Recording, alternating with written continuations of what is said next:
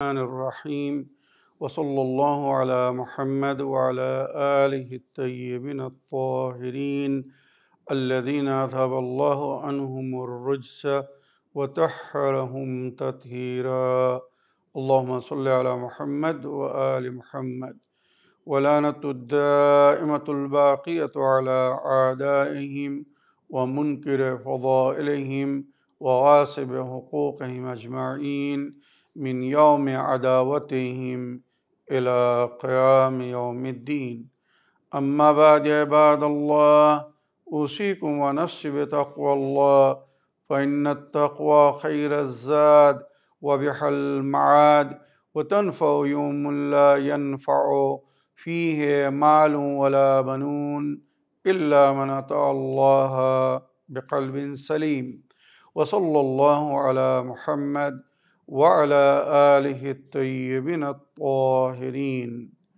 اللهم صل على محمد وآل محمد أما بعد আমার প্রিয় দর্শক ও শ্রোতাবৃন্দ আসসালামু আলাইকুম ওয়া রাহমাতুল্লাহি ওয়া বারাকাতুহু। আপনাদের সকলকে আন্তরিক সালাম ও শুভেচ্ছা জানিয়ে আজকের অনুষ্ঠান ইসলাম ইন বাংলায় আপনাদেরকে স্বাগতম জানাই। আশা করি আপনারা যে যেখানে আছেন ভালো আছেন, কুশল ও মঙ্গলে আছেন, সুখে থাকুন, শান্তিতে থাকুন, সমস্ত প্রকারের দুঃখ কষ্ট থেকে মুক্তিতে থাকুন। আল্লাহ রব্বুল আলামিনের কাছে এই কামনা করি। যারা অসুস্থ আল্লাহ তাদেরকে সুস্থতা দান করুন, যারা ঋণে ভুগছে আল্লাহ তাদেরকে ঋণ মুক্তি করুন। ওইরূপ যাদের জীবনে কোনো প্রকারের অভাব বা অশান্তি আছে আল্লাহ রব্বুল আলামিন তাদের সকলের জীবনে সুখ শান্তি ফিরিয়ে দিন ও সকলের মনোকামনা আশাকে পূরণ করুন। আমাদের সকলকে সৎ পথে চলার, অসৎ পথ থেকে দূরে থাকার এবং এক অপরকে সৎ উপদেশ দেওয়ার তৌফিক দান করুন। আমরা যেন সত্য বা হক জিনিসকে জেনে শুনে মেনে তার উপরে আমাল করে সেটা অন্যদের সামনে তুলে ধরতে পারি বা সকলের কাছে পৌঁছে দিতে পারি। আল্লাহ রব্বুল আলামিন আমাদেরকে সেই মনোবল ও নেক তৌফিক দান করুন। আমিন ইয়া রাব্বাল আলামিন। এই দোয়ার সঙ্গে আমি আজকের পর্ব শুরু করতে চলেছি। বিনা কোনো ভূমিকায় সরাসরি আপনাদের পাঠানো পেন্ডিং প্রশ্নের উত্তর দিতে চাই। তাই আসুন দেখি কোথা থেকে কে কী প্রশ্ন করছেন। আগে একটি বা দুটি লিখিত চিঠি পড়ব, তারপরে ইনশাল্লাহ অডিও প্লে করব। সালামুন আলাইকুম মাওলানা সাহেব, আমি ওয়েস্ট বেঙ্গল থেকে বলছি। আশা করি আপনি ভালো আছেন। আল্লাহর দয়ায় রসুল ও আলে রসুল আলাইহিমুসসালাম এর দুয়ায় ইমামে জামানার মাধ্যমে সর্বদাই হেফাজতে থাকুন আর আমাদের সবাইকে হেফাজতে থাকতে এবং সঠিক পথে চলতে সাহায্য করুন। আমি জানতে চাই, পিতার অমতে বা না জানিয়ে যদি কন্যা কাউকে বিয়ে করে আর পরে পিতা মেনে নিলে বা না মেনে নিলে এর শরিয়াতের মাসলা কি? ওয়ালাইকুম আসসালাম ওয়া রাহমাতুল্লাহি ওয়া বারাকাতুহু। আমার ভাই বা বোন, আপনি নিজের নাম ঠিকানা লিখেননি, আপনি সালাম করেছেন, ওয়েস্ট বেঙ্গল থেকে বলছি। আপনাকে অসংখ্য ধন্যবাদ জানাই। আপনি আমাদেরকে দোয়ায় স্মরণে রেখেছেন। আল্লাহ রব্বুল আলামিন আপনার দোয়াকে কবুল করুন। ওইরূপ আমি আপনার জন্যে বা আপনাদের সকলের জন্য আল্লাহর কাছে সব সময় মঙ্গল কামনা করি। আল্লাহ আপনাদের সকলকে আহলে বায়তের ওসিলায় পঞ্চতনে পাকের সাদকায় আপনাদের জান মাল সম্মান সব কিছুর হেফাজত করুন। আমিন ইয়া রাব্বাল আলামিন। আমার প্রিয় ভাই বা বোন, আপনি জানতে চেয়েছেন যে পিতার অমতে বা না জানিয়ে যদি কন্যা কাউকে বিয়ে করে আর পরে পিতা মেনে নিল বা না মেনে নিলে এর শরিয়াতের মাসলা কি? তো আমার প্রিয় বোন, এর আগেও মনে হয় আমি কোথাও এপিসোডে বলেছিলাম যে মেয়ে যখন সাবাল্যক হয়ে যায়, বালেগা রাশিদা হয়ে যায়, সে নিজের ভালো মন্দ বুঝতে শিখে। শরিয়াতে যে নারীদের বালেগা হওয়ার যে সময় বলা হয়েছে 9 বছর পুরো হওয়ার পরে, এবং সে যদি বিবেক বুদ্ধিধারী হয়ে থাকে, নিজের ভালো মন্দ সব কিছু বোঝে, তো ওই সমস্ত কন্যার জন্য বলা হয়েছে বিয়ের সময় নিজের ওয়ালি মানে গার্জিয়ান, অভিভাবক, বাপ বা দাদার অনুমতি নিতে হবে। হ্যাঁ, বাপ দাদা যদি তাকে আজাদ করে দেয়, মানে মেয়েকে অনুমতি দিয়ে দেয় বা মেয়েকে এভাবে স্বাধীন করে দেয় যে তুমি তোমার পছন্দ হিসেবে বিয়ে করতে পারো, আমরা দ্বিমত করব না বা আমাদের অমত হবে না, তখন মেয়ে নিজের ইচ্ছায় কাউকে পছন্দ করে বিয়ে করতে পারে। এবারে দেখা যাচ্ছে মেয়ে কাউকে পছন্দ করছে, কিন্তু মাতা পিতা তাকে পছন্দ করছে না। ছেলে হয়তো গরিব, ছেলে হয়তো অন্য মাযহাবের। যদি কোনো মুসলমান নারী বিয়ে করতে চায়, তো যতক্ষণ পুরুষ ঈমান না আনছে তার সঙ্গে বিয়ে জায়েজ না। ওইরূপ কোনো মুসলিম পুরুষ যদি কোনো নন মুসলিম নারীকে বিয়ে করতে চায়, তো যতক্ষণ সে ঈমান না স্থাপন করছে তার সঙ্গে বিয়ে জায়েজ না। তো এটা আলাদা জিনিস। এখানে অনেক অনেক সময় দেখা যাচ্ছে মুসলমানদের মধ্যে যে বিভিন্ন ফেরকা, বিভিন্ন মাযহাব আছে, মাযহাবের দূরত্বের কারণে, পার্থক্যের কারণে মা বাপ রাজি হচ্ছে না। যেটা আমি ক্লিয়ারলি বলতে চাই, মনে করুন ছেলে ভালো, ধার্মিক, সমস্ত দিক থেকে তার মধ্যে কোনো অসুবিধে নেই, মেয়ে রাজি, কিন্তু মাতা পিতা রাজি হচ্ছে না। এই ক্ষেত্রে মেয়ে যদি নিজের জীবনসাথী রূপে ওই ছেলেকে কফু মানে যোগ্য মনে করে বিবাহ করতে চায়, সে বিবাহ করতে পারবে কিনা? তো শরীয়ত বলছে মাতা পিতা যদি বাধা সৃষ্টি করে নেকিতে, মানে ভালো কাজে বাধা সৃষ্টি করে, তো তখন মাতা পিতার হুকুম মানা ফরজ না। মনে রাখবেন। তো মেয়ে একজন ভালো ছেলেকে, একজন মমিন ছেলেকে বিয়ে করতে চাচ্ছে, সমস্ত দিক থেকে সে তার যোগ্য, কোনো অসুবিধা নেই। তো এক্ষেত্রে মাতা পিতার অনুমতি ছাড়া ওই কন্যা বিবাহ করতে পারবে। আমি কিন্তু পরিষ্কার বলছি, বিবাহ করতে পারবে। কিন্তু ছেলের মধ্যে যদি কোনো নোংরা অভ্যাস থাকে, মদ খায়, জুয়া খেলে, বা কোনো আরও অন্য দোষ আছে, বেনামাজি, নামাজ পড়ে না, তো এক্ষেত্রে যদি মেয়ে এমন ছেলেকে ভালোবাসে যে নামাজ পড়ে না, আয়াজুবিল্লাহ, মদ খায়, জুয়া খেলে, আর এক্ষেত্রে মা বাপ যদি তাকে বলে না ওই ছেলের সঙ্গে তোমার বিয়ে হতে পারে না, কেননা সে নামাজ পড়ে না, সে মদ খায়, সে জুয়া খেলে, এখানে মা বাপের কথা মানতে হবে। মনে রাখবেন, মা বাপের কথা অবাধ্য করে ওই ছেলের সঙ্গে বিবাহ করা জায়েজ হবে না। যতক্ষণ ছেলে ভালো এবং মন্দ এটা ক্লিয়ার না হচ্ছে, ততক্ষণ মা বাপের অনুমতি ছাড়া কোনো পদক্ষেপ নেওয়া কোনো কন্যার জন্য উচিত না। আর একটা কথা আমি এখানে পরিষ্কার বলতে চাই, বিয়ে শুধু ছেলে মেয়ের সম্পর্কের নাম নয়।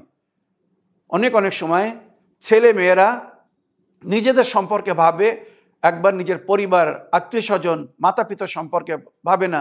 এই বিয়ের মাধ্যমে দুটি পরিবার, দুটি বংশ, বা দুটো আলাগ আলাগ গোত্র, বা অনেক অনেক সময় দুটো আলাগ আলাগ কাবিলা, ফ্যামিলির মিলন হয়, তাদের মধ্যে একটা সম্পর্ক গড়ে, এক অপরের সঙ্গে মেলামেশা হয়, মহব্বত বাড়ে।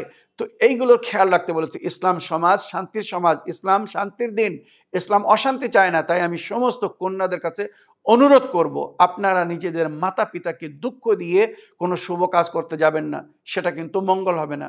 ইল্লা, শর্ত শুধু এতটুকু যে আপনি যাকে বিয়ে করতে চাচ্ছেন সত্যি সে মমিন, নেক বান্দা আল্লাহর, হয়তো সে ধনী না, কিন্তু সে নামাজি, রোজাদার, বা আহলে বাইতের পথের পথিক, আর আপনি তাকে সুন্দর জীবনসাথীর রূপে গ্রহণ করতে চাচ্ছেন, কিন্তু আপনার মাতা পিতা ওই মাযহাবকে মানে না বলে তাকে গ্রহণ করতে দিচ্ছে না বা বাধা সৃষ্টি করছে। এই ক্ষেত্রে আপনাকে মাতা পিতার অনুমতির প্রয়োজন নেই।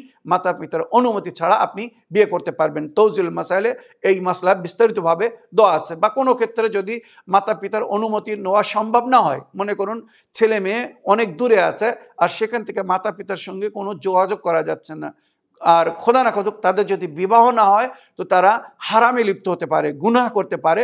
তো সেক্ষেত্রে মেয়ে যদি নিজের ভালো মন্দ বোঝে, তো ওই ছেলের সঙ্গে বিয়ে করতে পারে যে ছেলে তার জন্য উপযুক্ত বা যোগ্য, মানে সে যেন দিনদার হয়, ধার্মিক হয়, মমিন হয়, অর্থ ধন দৌলত থাক আর না থাক। কথা হয়েছে, ছেলে যেন বেনামাজি না হয়, মদখোর না হয়, আর জুয়ারি না হয়, আর ছেলে যেন মানে বেদিন বা বেধর্মী না হয়। বেদিন বেধর্মীদের সঙ্গে বা অন্য ধর্মের সঙ্গে বিবাহ জায়েজ না। আশা করি আমার প্রিয় ভাই বা বোন আপনার সমস্ত প্রশ্নের আপনি উত্তর পেয়েছেন। আগের প্রশ্ন পড়ার আগে একটা অডিও নিতে চাই, তারপরে ইনশাল্লাহ আবার আপনাদের প্রশ্ন পড়ব। আসসালামু আলাইকুম মাওলানা সাহেব, আমি সোদপুর থেকে রুবি খাতুন বলছি। ভাইজান, আপনার বই পেয়ে আমি খুব আল্লাহর কাছে দোয়া করি ভাই। আমি প্রত্যেক দিন এই যে কারবালার জিয়ারত, ইমামি জামানা মেহেদী আলাইহিস সালামের জিয়ারত পড়ে যে আমি এত শান্তি পাই ভাই, আপনাকে আমি কি বলে বোঝাইতে পারবো না ভাই।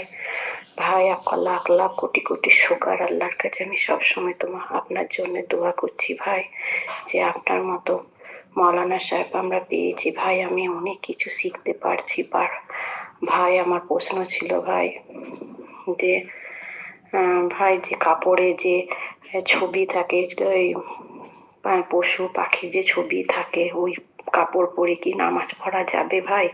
আপনি আমাকে প্রশ্নের মাধ্যমে বলে দিবেন, আমার দর্শক বন্ধু ভাইরাও যেন জানতে পারে। অনেকেই বলছে পড়া যায় না। আর আপনার কাছে আমি অনেকদিন আগে শুনেছিলাম ভাই, কিন্তু আর একবার আপনি ভালো করে আমাকে একটু বুঝিয়ে বলে দেবেন। আসসালামু আলাইকুম। আপনি ভালো থাকবেন, সুস্থ থাকবেন। আপনাকে আল্লাহর কাছে সবসময় দোয়া করছি আপনার জন্য ভাই। আপনি ভালো থাকবেন। আসসালামু আলাইকুম। ওয়ালাইকুম আসসালাম রহমতুল্লাহি ওয়াবারাকাত। আমার প্রিয় আপা, আপনার ভয়েসমেল বা ফোন কলের জন্য আপনাকে অসংখ্য ধন্যবাদ জানাই। আমাদেরকে দোয়ায় স্মরণে রাখার জন্যে আমি অন্তর থেকে কৃতজ্ঞ জ্ঞাপন করি। আমার প্রিয় আপা, আশা করি এইভাবে আমাদেরকে দোয়ায় স্মরণে রাখবেন, আমাদের অনুষ্ঠানকে ফলো করবেন এবং নিজেদের মতামত এবং প্রশ্নের মাধ্যমে আমাদেরকে সহযোগিতা করতে থাকবেন।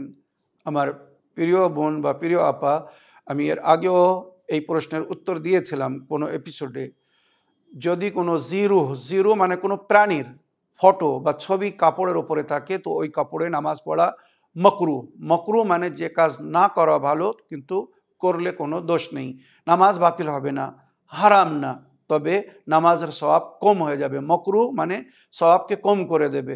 তাই আমি বলবো, যতক্ষণ মজবুরি মানে অনেক সময় আপনি এমন পোশাক পরে আছেন, কোথাও বাইরে গিয়েছেন, আর সেখানে আপনার পোশাক পরিবর্তন করার কোনো লাইন নেই, অন্য কোনো কাপড় নেই, আপনি মজবুরিতে ওই কাপড়ে নামাজ পড়বেন বা নামাজ পড়তে হচ্ছে, যে কাপড়ে কোনো পাখির ফটো, কোনো জীবের ফটো, কারোর ফটো আছে, তো ওই কাপড়ে নামাজ পড়া মকরু, নামাজ হয়ে যাবে মজবুরিতে, কোনো অসুবিধা নেই।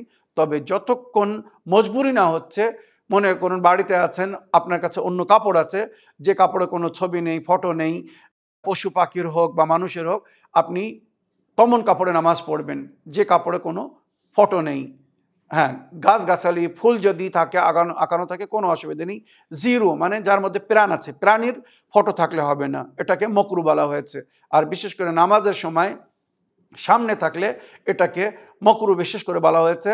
অনেক সময় জমাতে যেটা আমরা দেখি, একজন আগের ছফে, আগের লাইনে নামাজ পড়ছে, আর সে যে টি শার্ট পরে আছে বা শার্ট পরে আছে, তার শার্টে পিঠের দিকে কোনো মানুষের ফটো আঁকানো আছে। আপনারা জানেন অনেক সময় হিরোদের ফটো বা বিভিন্ন বিখ্যাত ব্যক্তিদের ফটোওয়ালা টি শার্ট বা শার্ট মানুষ পরে। তো আপনার পেছনে যে নামাজ পড়ছে, তার সামনে আপনার পিঠ, আপনার ওই ছবিওয়ালা শার্ট বা টি শার্ট, তো মনে রাখবেন আপনার পেছনে যে নামাজ পড়ছে, তার জন্যে এটা মকরু হয়ে যাবে। মানে সে যদি জেনে শুনে আপনার পেছনে দাঁড়িয়ে ওই ফটোর সামনে নামাজ পড়ে, তো তার জন্য মকরু হয়ে যাবে, কিন্তু মজবুরি, তাই সে জমাতে দাঁড়িয়েছে, সরার কোনো লাইন নেই, এক্ষেত্রে মকরুহ মাফ হয়ে যায়। তো যে পোশাকে, যে কাপড়ে ছবি থাকবে, কোনো প্রাণীর ছবি, মানুষ হোক, পশু পাখি হোক, ওই কাপড়ে নামাজ পড়া মকরু, মানে যে কাজ না করা ভালো। তবে যদি মজবুরিতে কেউ করে, তো তার নামাজ বাতিল হবে না, তার জন্য কোনো পাপ নেই। আমার প্রিয় আপা বা বোন, আশা করি আপনার প্রশ্নের আপনি উত্তর পেয়েছেন।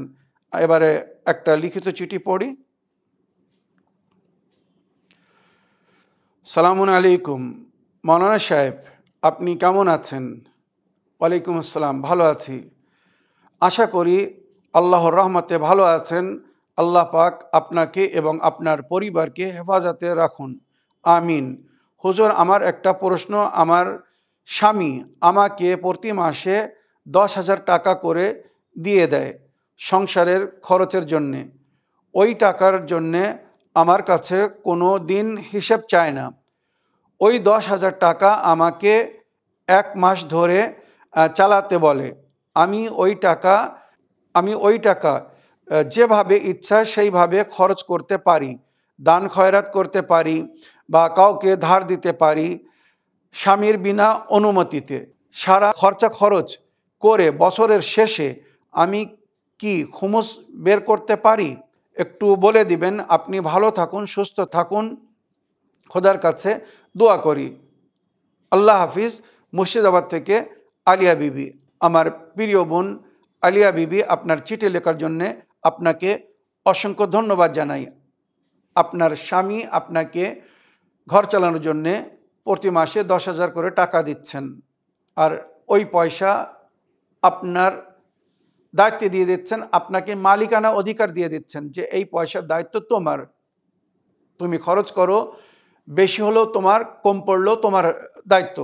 সুতরাং আপনি ওই পয়সা খরচ করার পরে দেখা যাচ্ছে কিছু পয়সা মাসের শেষে বেশি হচ্ছে, তো আপনি ওই পয়সাটা জমা করছেন, জমা করে রাখছেন।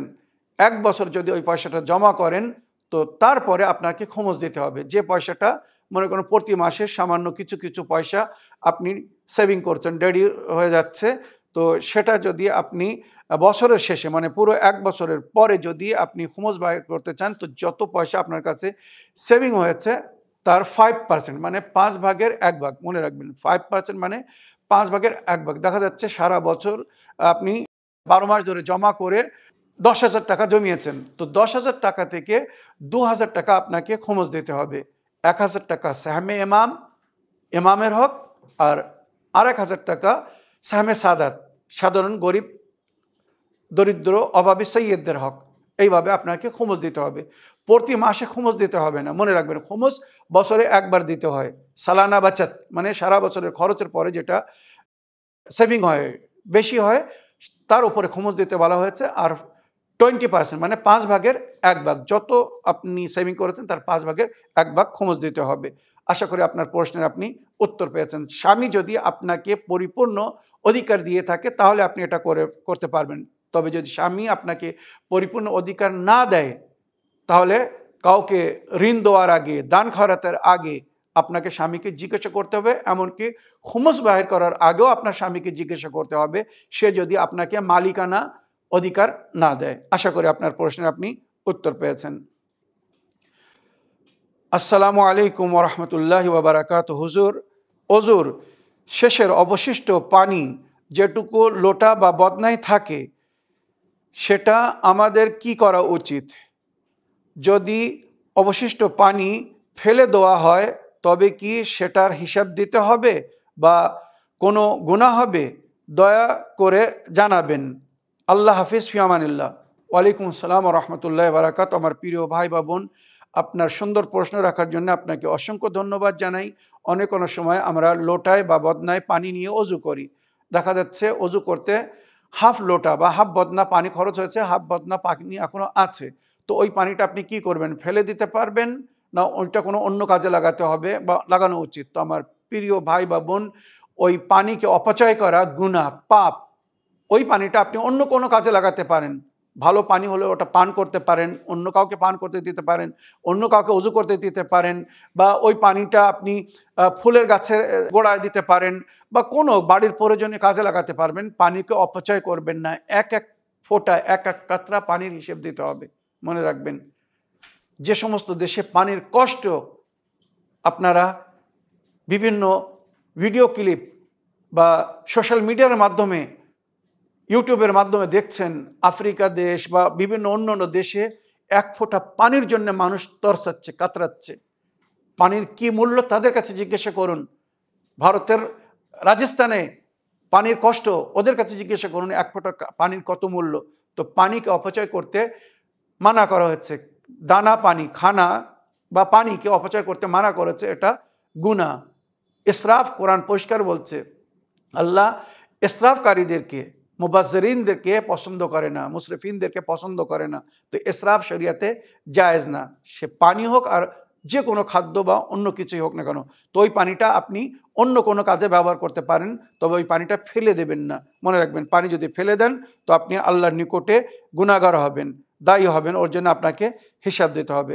আশা করি আপনার প্রশ্নে আপনি উত্তর পেয়েছেন। এবারে একটা অডিও নেব, তারপরে আপনাদের প্রশ্ন পড়ব। আসসালামু আলাইকুম। আমি সৈয়দ মনোয়ার হোসেন, ভরতপুর, মুর্শিদাবাদ থেকে।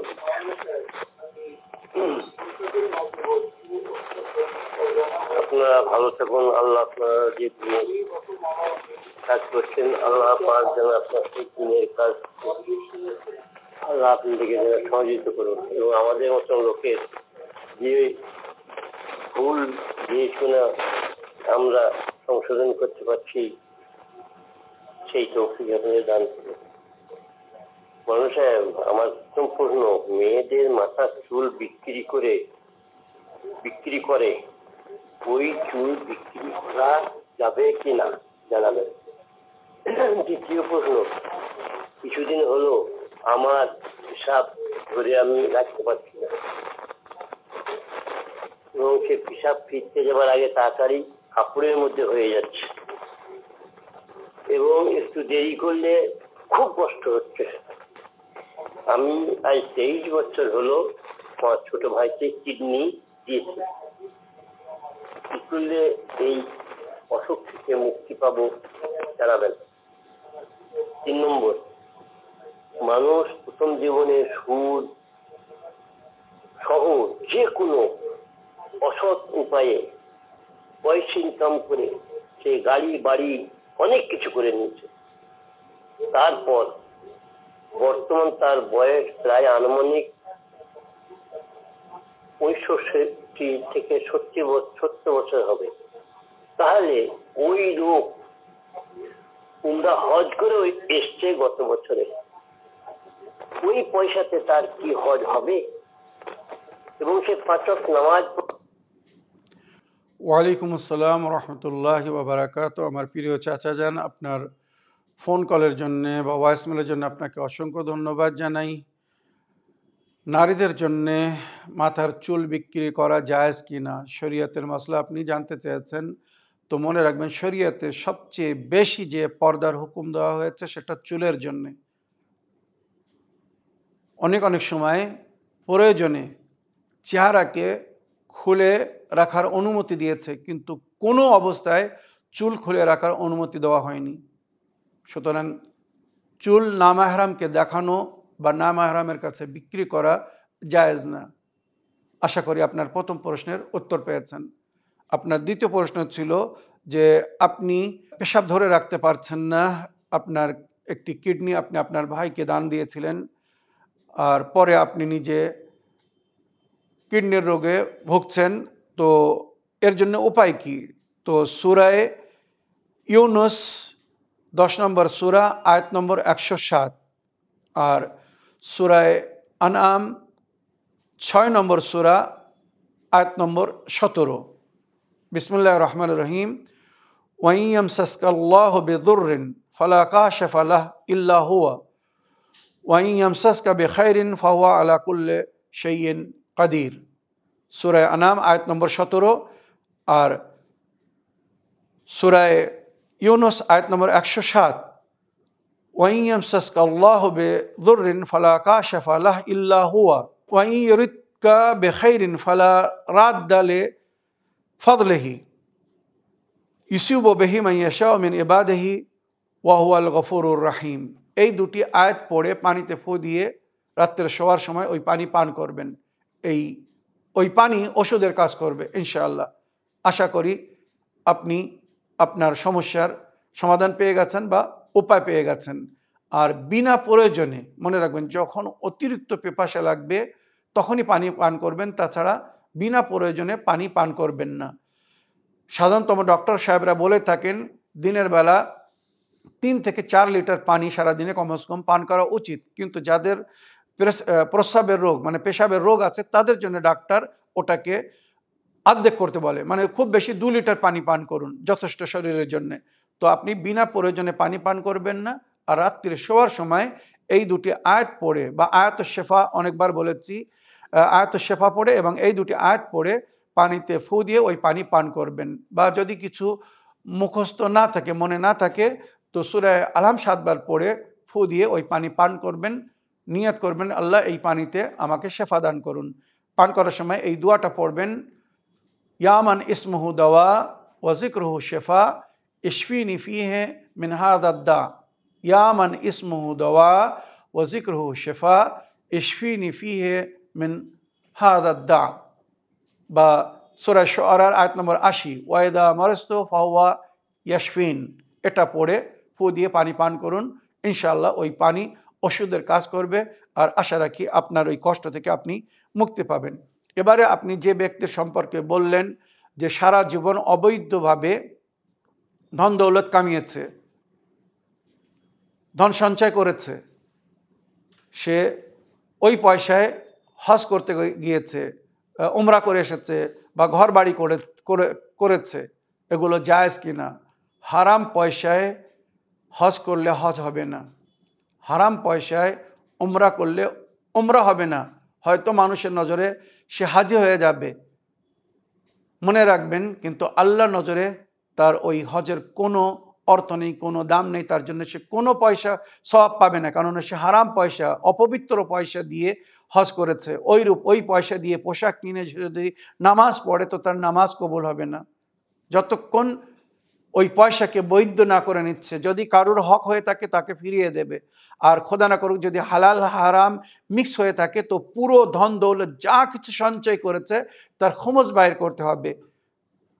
5 ভাগের 1 ভাগ খুমুস বাইর করলে বাকি মাল পাক হয়ে যাবে। মনে করুন কিছু হালাল সঞ্চয় ছিল, কিছু হারাম ছিল, এইভাবে মিক্স হয়ে গেছে, আর এখন সেটা পার্থক্য করতে পারছে না, আলাদা করতে পারছেন না, পরিপূর্ণভাবে জানা যাচ্ছে না এর মধ্যে কতটা হালাল কতটা হারাম। তো শরীয়তের হুকুম, হালাল এবং হারাম যদি মিক্স হয়ে যায় তো মুমিনের কর্তব্য বা দায়িত্ব কি, ওই পয়সা থেকে বা ওই ধন থেকে 5 ভাগের 1 ভাগ 20% খুমুস বাইর করে দেবে, তারপরে তার বাকি মাল তার জন্য পাক হয়ে যাবে।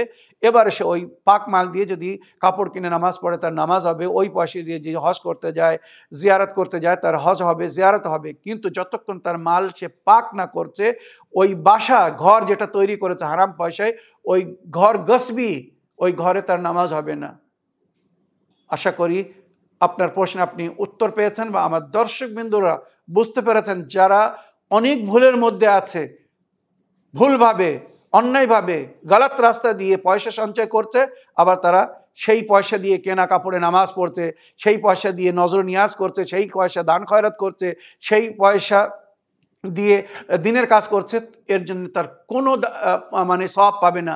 হারাম পয়সা দিয়ে নেকি করলে সেই নেকি আল্লাহর দরবারে কবুল হবে না, এটা পরিষ্কারভাবে উল্লেখ হয়েছে। কোরআনের তাফসির বা নবী করিম সাল্লাল্লাহু আলাইহি সাল্লামের বাণী একবার তুলে দেখুন আমার প্রিয় চাচা যান। আশা করি আপনার প্রশ্নের আপনি উত্তর পেয়েছেন। এবারে আজকের এপিসোডের একটি শেষ প্রশ্ন পড়ি। আসসালামু আলাইকুম, আমি সিরাজ শেখের বড় ছেলে শেখ স্বাধীন বলছি।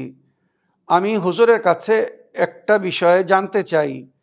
আমাদের শরীরের মধ্যে মাওলা আলী আলাইহিস সালামের নামের উল্কি বা ট্যাটু নেওয়া যাবে? হুজুর বিষয়টা একটু বুঝিয়ে বলবেন।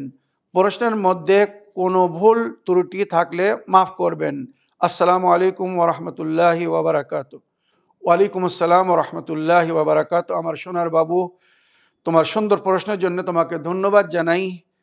তুমি জানতে চেয়েছো যে আমরা আমাদের শরীরে উল্কি বা ট্যাটু, যেগুলো অনেক সময় যুবক ছেলেরা বা অনেকরা নিজের শরীরে বিভিন্ন জিনিস আঁকিয়ে নেয় কালারের মাধ্যমে, তো মাওলা আলী আলাইহিস সালামের নাম লেখানো যাবে কি না শরীরে কোথাও? শরীয়তে এটাকে অবৈধ বলা হয়েছে, জায়েজ না। তার কারণ হচ্ছে মাওলা আলী আলাইহিস সালামের নামকে, আলী শব্দ কোরআনেও এসেছে, আল্লাহর নামও আলী, এবং মাওলা আলী আলাইহিস সালাম ইমাম এবং মাসুম। কোনো ইমাম বা নবীর নাম, কোনো মাসুমের নাম বিনা অজুতে, বিনা পবিত্রতায় ওই নামকে স্পর্শ করা মানে গুনাহ। যদি কেউ নিজের শরীরে কোথাও হাতে হোক, বুকে হোক, পিঠে হোক কোথাও আলী লেখে, তো 24 ঘন্টা তাকে পাক থাকতে হবে, আর এটা মানুষের জন্য সম্ভব না। আপনি ওই নাম নিয়ে টয়লেটে যাবেন, ওই নাম নিয়ে গোসল ঘরে যাবেন, যখন গোসল করবেন তো ওই নামের উপরে পানি ধুয়ে ওই পানি নালিতে যাবে, নালায় যাবে। একবার ভেবে দেখুন, আপনারা যেটাকে অনেক পূর্ণি বা ভালো মনে করছেন, তার জন্য আপনারা কত দোষী হবেন, কত গুনাহগার হবেন। যতবার অপবিত্র অবস্থায় আপনি পাক নেই, ওযু নেই, আপনি ওই নামকে স্পর্শ করবেন, আপনি গুনাহগার হবেন, আপনি পাপ হবেন। ইমাম নবীর নাম বিনা ওযুতে ছোঁয়া গুনাহে কাবিরা, গুনাহ ক্ষমা হবে না, মনে রাখবেন। তো 24 ঘন্টা পাক থাকা মানুষের জন্য সম্ভব নয়। সুতরাং শরীরে কোথাও যেন কেউ ওই সমস্ত পবিত্র নাম লেখাবেন না। অনেক সময় মাওলা আলী আলাইহিস সালামের তলোয়ারি হাতের উপরে আঁকিয়ে নেয়, টেটু করে নেয়, উল্কি করে নেয়, আর ওই তলোয়ারের উপরে লেখা থাকে লা ফাতা ইল্লা আলী, লা সাইফা ইল্লা জুলফিকার, নবী করিম সাল্লাল্লাহু আলাইহি ওয়াসাল্লামের হাদিস। তো ওই হাদিস যদি আপনি বিনা অজুতে স্পর্শ করেন বা টয়লেটে নিয়ে যান, গোসল করার সময় ওই হাদিস ধুয়ে পানি টয়লেটে যাচ্ছে বা ওয়াশরুমে যাচ্ছে, বাথরুমে যাচ্ছে, কত বড় একটা ভুল করছেন, গুনাহ করছেন, একবার ভেবে দেখুন। তো আমার সোনার বাবু, আশা করি ওই ভুল যেন কেউ না করে। আর কেউ যদি ওই ভুল করে থাকে, তো আজকাল বিভিন্ন কেমিক্যালের মাধ্যমে ওইগুলো রিমুভ করা যায়, সরানো যায়, তো সরিয়ে নিন। পরকালের গুনাহ থেকে বাঁচার জন্যে যথেষ্ট। আপনার অন্তরে যদি আলী আলী লেখা থাকে, ওটাই যথেষ্ট। ফেরেশতা এসে আপনার হাত তুলে দেখবে না যে হাতে আলী লেখা আছে কিনা। ফেরেশতা আপনার অন্তরকে চেক করবে, আল্লাহ আপনার অন্তরকে চেক করবে, আপনি অন্তর থেকে আলীকে মানেন কিনা, আলীকে ভালোবাসেন কিনা, আলীর পথের পথিক কিনা। হাতে শুধু আলী লিখলে কেউ আলীওয়ালা হয়ে যায় না। আলীকে মানতে হবে, আলীকে জানতে হবে, আলী আলাইহিস সালামকে ভালোবাসতে হবে, আলী আলাইহিস সালামের অনুগামী অনুসারী হতে হবে।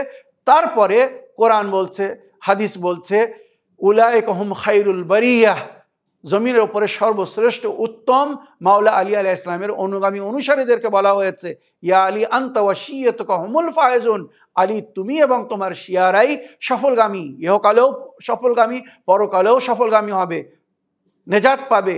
মাওলা আলী আলাইহিস সালামের হাকিকি শিয়া, সত্য অনুগামীরা, তারা মাওলা আলী আলাইহিস সালামের শেফাআতে, আহলে বাইতের শেফাআতে, নবীর শেফাআতে জান্নাতে যাবে। স্বয়ং মাওলা আলী আলাইহিস সালাম কাসিমুন নার ওয়াল জান্নাহ, নবী করিম সাল্লাল্লাহু আলাইহি ওয়াসাল্লাম বলেছেন, ইয়া আলী আনতা কাসিমুন নার ওয়াল জান্নাহ, জান্নাত এবং জাহান্নামের বন্টনকারী হবেন মাওলা আলী।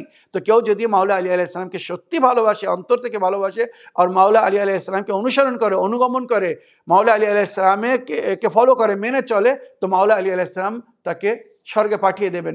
এর জন্য তার হাতে আলী লেখা আছে কিনা একবার মাওলা আলীও দেখবেন না, বা কোনো ফেরেশতাও দেখবেন, বা আল্লাহও দেখবেন না, নবীও দেখবেন না, কোথাও এমন বলা হয়নি।